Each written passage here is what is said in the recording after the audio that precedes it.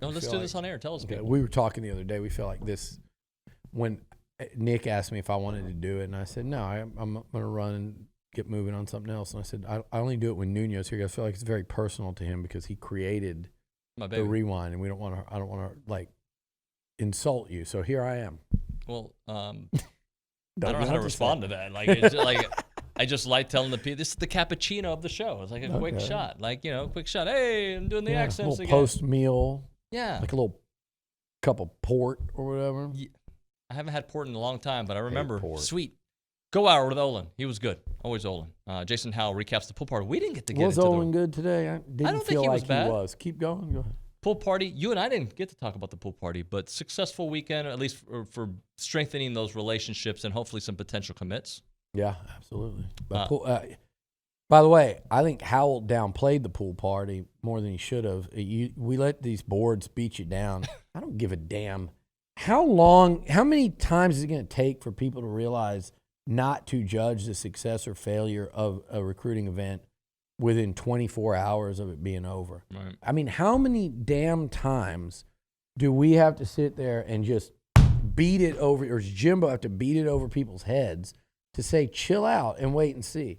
That's going to be a really successful event, and it's not going to take too long for people to start seeing the immediate impact of it. So we talked about the pool party. Jordan Pugh came on the Howell's program. Howell's too nice. Pugh keeps it real every time he comes on the show. Another nice guy. And then Le'Veon Moss was our number 20 and 23 and 23. That and more, it's TexAgs Rewind. Nice running back. Probably a nice guy, too. I don't know Le'Veon great guy. well, but he's a great runner. Great interview. Great comes in here. And his son was awesome. Dad, yeah. Anyway, just check it out. You'll like it. There you go. AJ and C-Stat says, truly hoping for the New Mexico game to be decided by the half or middle of the third quarter. Yes! Get game reps for all the O-line going into Miami. Same for Monroe game before SEC play against Auburn. Yeah, I've always say that a game like that doesn't tell you anything positive, right? Right. You're supposed to go out and just dominate an opponent like that. So I'll be looking for A&M to dominate it. And if they do, then I think that at least gives them is another reason to have more optimism. Because a couple of years ago, New Mexico came in here and you won, but you won like 35-7. And then Kent State was a game. And Vandy. Sam Houston was a game. At the half, these were all games. And I remember talking about heading into the Sam Houston game saying, I want to see this team up 35-0 at the half. Not winning 31-7. Right. I wanted it like at the half. So then you know what? Connor gets in early. Everybody it's spread around. We get a lot of playing time. Good, valuable experience. And I wanted that for App State too, by the way. Right. Instead, we got grinding out games. Yeah, and you're just not able to. We're not able to dominate, and I think that kind of. I mean, if you beat New Mexico 70-0, it does not mean you're going to have a great year. But if you win 35-7, and you score once or twice the fourth quarter, then I'm going, okay, how good is this team if they can't push New Mexico around? Right. Because if you can't push New Mexico around, what makes you think you're going to push Mississippi State around? Beat the Mississippi schools. I'm sorry, I'm going to keep saying that. Beat the Mississippi schools. Because then you do, I believe, get to that level of team that we've been talking about. The pool party's become a bigger, it's a huge deal because of all the people that come, but they want it to be backed up with you want the substance, you want the sizzle, you want it all to happen on the same time. Help us understand that sometimes it's not about getting the commits today, it's about strengthening the relationships. And yeah, we want commits, but really it's about down the road what today sets up for potentially later. Well, yeah, and you're 100% right. I think part of it is, we do those fun over-under expectations for the weekend. It kind of sets the bar a little bit. And when those expectations aren't met, some people get a little disappointed. And I get that as well. But let's be real. There was a lot of really positive momentum built over the weekend. And, like you said, relationships were built. Texas A&M had 16 committed prospects on campus over the weekend. So I don't remember the last time that's happened, but it's been a long, long time since that number of committed prospects were in College Station for a big recruiting event. And I don't know that there's ever been that number around high priority prospects. And they had several on campus this weekend.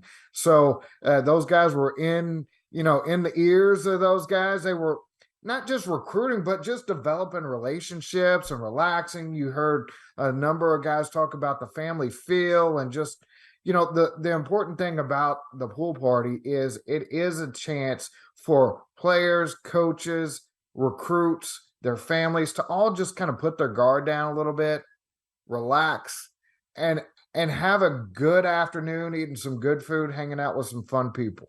And that's what happened. And, everything I'm hearing coming off this weekend, a lot of positive momentum. So I would say mission accomplished. Yeah, would you like to see a couple guys pushed across the finish line? But absolutely. But, if those guys aren't ready to do whatever they're going to do. Ballpark, what kind of year? My expectation is to be in Atlanta.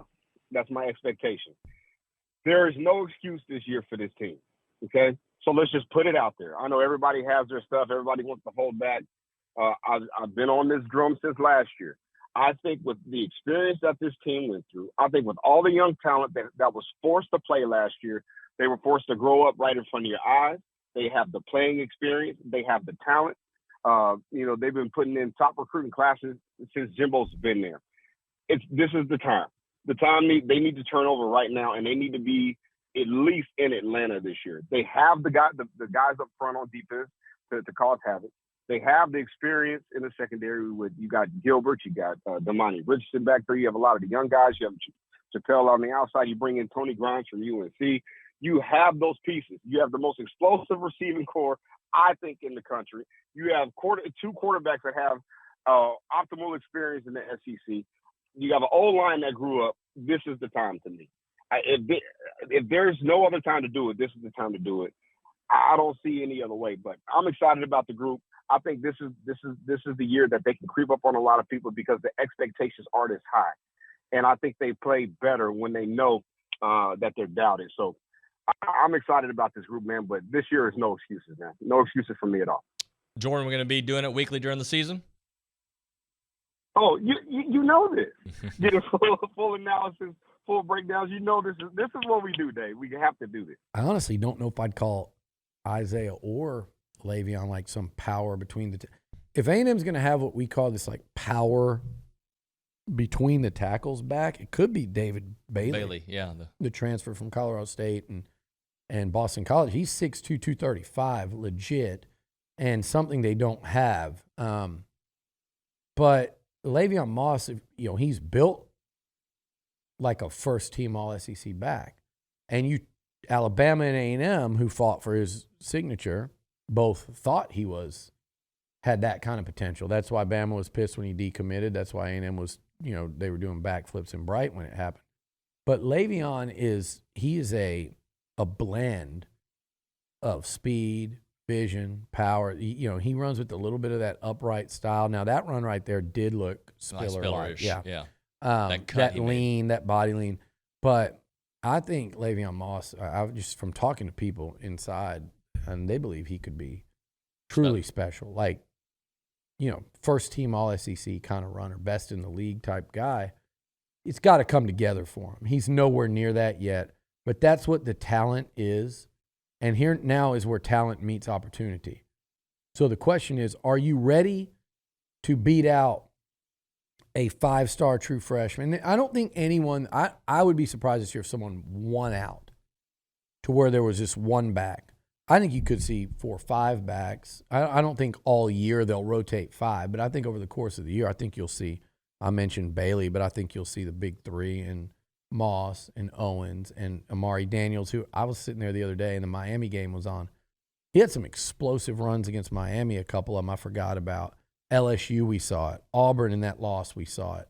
He's got that burst, and I don't think we talk about Daniels as much, but Moss today, might be the closest to being ready to kind of take the baton and say, hey, give it to me. Do me a favor. Like, comment, subscribe. We have a meeting to go to, so we'll see you guys mañana.